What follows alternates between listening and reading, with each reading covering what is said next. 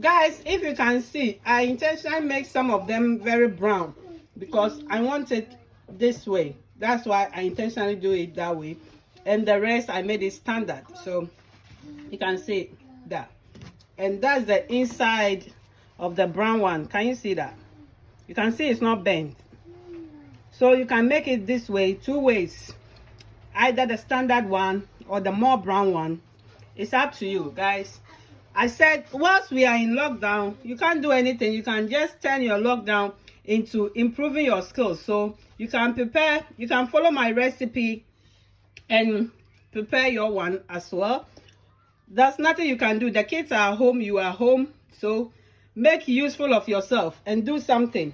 Guys, God bless you. I love you. If you haven't subscribed yet, I will ask you to subscribe to Erama Moses Kitchen. Thank you and God bless you. I love you. Mwah.